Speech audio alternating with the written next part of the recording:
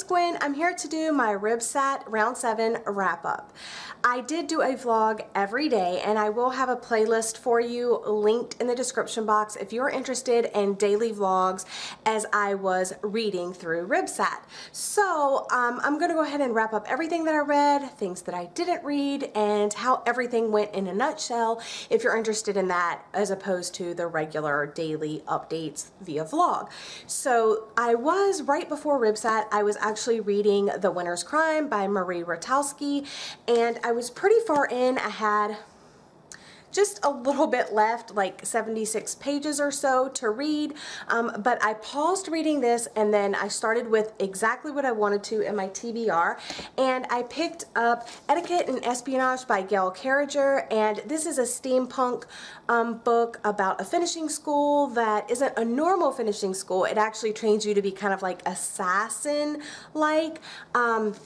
I was really excited about this book because it was blurbed on the back by Marie Lu, the author of the Legend trilogy, and she said that this is absolutely charming, comical, and full of whimsy.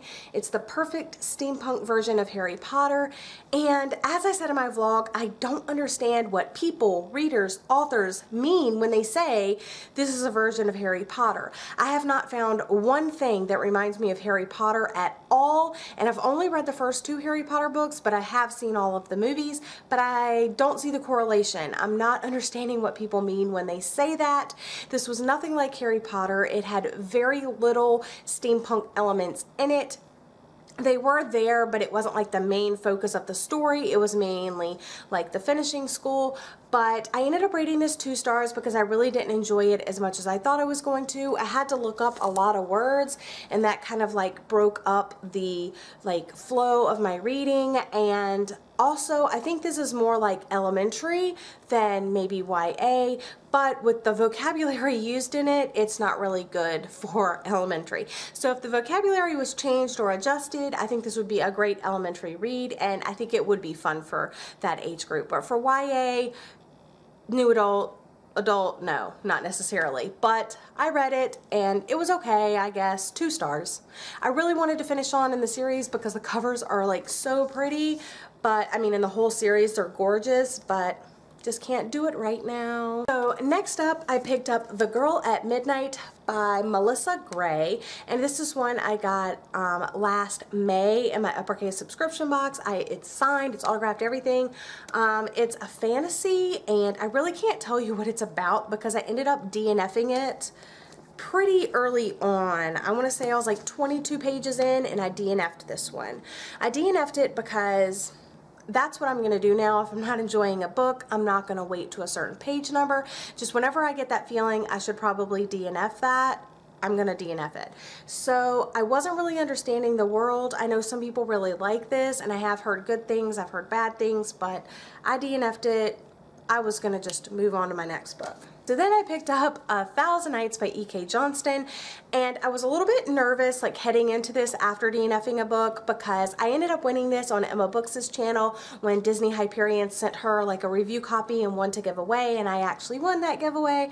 So yeah, so I picked this up. I was a little wary because Emma didn't like love it as much as she thought she was going to, and I read The Wrath and the Dawn last year and I loved that book so much, and I was just worried going into this, but I think I did myself a service by not reading it like shortly after reading The Wrath and the Dawn, because even though they're inspired by 1001 Nights from the Arabian Tales, I think that they're so different that they really need to be treated as such, and I feel that if I would have read them closely together, then that probably wouldn't have been a good idea because I would have been comparing the two.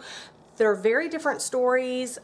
This one has a completely different twist. I mean, the main core story is there. There's a king that takes brides, they get killed, he picks another one, they get killed, he picks another one, that type of thing. The main protagonist in this does not have a name. I'm not sure why she wasn't given a name. The author, I'm sure, had a really good explanation as why, but I didn't get it. But anyway, so the main unnamed protagonist in this she's in the next village that the king is choosing from, and she has a pretty good idea that the king is going to choose her sister because she's very beautiful, she's very coveted, she's smart, she's pretty, all of that. So the protagonist is like, no, I don't want him to choose my sister. I want her to get married and have a happy life. So I'm going to disguise myself. I'm going to wear something of my sister's. I'm going to like gussy myself up and like be beautiful and get him to choose me. And her plan works. So he takes her back to the palace, and, you know, basically the 1001 Nights happens, but the twist to this is quite different. It took me a little while to get into. There's this like intermittent story kind of being told like throughout, like in between a couple chapters. There's like this other chapter-esque thing. It took me a while to like understand what was going on, and this one was really graphic. It had a lot of like cultural things, like Middle Eastern, Persian type things. Like they talked about like the animals that they ate and the windstorms and what that did to the animals, and it was graphic at times, but I really did enjoy this. I believe I rated this 3 stars, and if you're really into the Arabian Nights or 1001 Nights retellings, I would definitely recommend it to give it a try because it was very interesting. Okay, so then I was supposed to keep moving on in my shelf, but I cheated. I actually got a book for review, The Leaving Season by Kat Jordan. It comes out in March, so I wanted to go ahead and get a jump start on that, and I did. I'm not going to talk about it a lot right now because it does come out in March, and I do want to do a full review of it, but it's contemporary. I liked it. It was good. I gave it 4 stars, 5 stars. How many stars did I give it? Yes, I gave it 4 stars. So look out for a review closer to release. I cheated again, and remember that video that I show you, like the 10 books that I want to read like in 2016 because I didn't get to them in 2015 or whatever? Yeah, that video. So I have those books back here, and I chose a book from that, and I read The Girl in 6E by A.R. Torrey, and oh my god, it was so good. I'm gonna do a full review of this book as well, so look out for that. I really enjoyed this book. I remember seeing a review of this like a long time ago, and I had it on my wish list, but then I kind of forgot about it, and then Sylvia from Wish Fulfillment started talking about it, and she really enjoyed it, and then I was like, and then I got it from my the Book in the Broca Secret Santa thing for Christmas, and I was like, yes, I want to get to this right now because I've wanted to read it for a very long time, even though I haven't had it that long. It was so good. It has a very different character. It's very interesting. The plot, just everything about this book is wow and intense and crazy and just everything. Dark, twisted, all of that. Love it. I'm going to talk more about it in a full review. So again, look out for that review. Somewhere along the way, I went back to The Winter's Crime by Marie Rotowski, and I did finish up those last few pages, and I rated this book 4.5 stars. I was going between, I was like 4 stars, no 5 stars, no 4 stars, no 5 stars. I was like, you know what, 4.5. The reason why I gave it 4.5 instead of 5 is because while the writing and the characters and the story and just like everything was just on freaking point, and I need book 3, The Winter's Kiss, like right now. The end of March cannot come soon enough. Plus warmer weather and all that too, but also the release of The Winter's Kiss, the 3rd and final book in the trilogy. But the writing, she's like such a good author. Like I can't even explain it to you guys.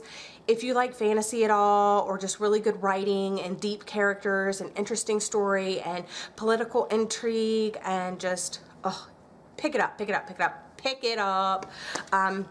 But back to the reason why I gave it only 4.5 instead of 5 stars is there's so much going on in this book that you always feel like you're waiting a little bit. Oh, okay, you're gonna do that? Okay, I'll wait for you to do that. And you just, it feels like a little bit of a waiting game. You're waiting for the right people to talk to the right people, and you're waiting for, you know, all of the events to take place. So there is a little bit of a waiting game, and I was in the military, so I don't really like waiting, and yeah. So 4.5 stars, absolutely love this. After I read the 3rd and final book, The Winter's Kiss, I will do a full trilogy review because this trilogy is amazing and So many twists and turns I was not expecting. And it was like towards the end of the readathon and I started getting sick, as you probably saw from my vlogs, and I know I looked terrible and I probably still look terrible, and you know, it is what it is, but I'm doing my best here, people. Anyway, I picked up, I went back to my TBR shelf and I went in order and I picked up the next book, which is The Girl of Fire and Thorns by Rae Carson. I recently got this from Bookmooch and I have been loving Bookmooch. I've gotten a couple books that I've really wanted. For example, like some that I'll show you in my January wrap-up, but this one is so good. I'm still reading it. I'm more than halfway through. I'm on page 262 of 423. It's so good, you guys. I'm not like a huge fantasy reader. I know you don't see a lot of fantasy on my channel. I don't read adult fantasy. I don't really read YA fantasy. It's just not my thing, and I think I've just been reading the wrong fantasy, because I am loving this so much. The main protagonist is she's overweight, and I don't think she's white. I think she's either Middle Eastern or black, or, you know, she's not, I don't think she's just like a white girl, even though like from the cover she kind of looks like a white girl, so I'm not really understanding.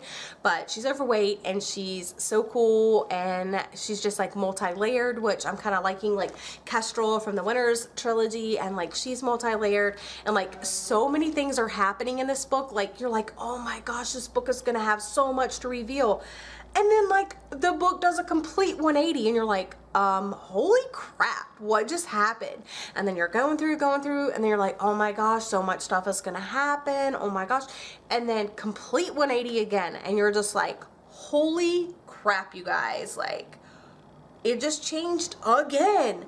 So this book is just full of surprises. It's well written, the characters are interesting, and every character you meet, you end up falling in love with. And good book, definitely pick it up. The hype is real. The hype is real. So those are the books that I read and I am reading, and I DNF'd and all of that for Ripsat. I had a lot of fun. I think I read a total of 1,664 pages, which is crazy. I mean, I can't believe it.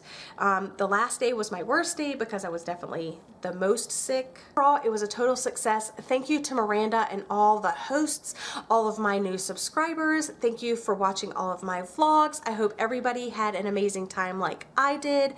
Sorry this was a little long, but I wanted to tell you all of the stuff because I don't plan on doing a full wrap-up of these books in my January wrap-up. I'll probably just like link this video for you to watch. But anyway, that's all I have for you today. I hope everybody has a great day, and I'll see you again soon. Bye.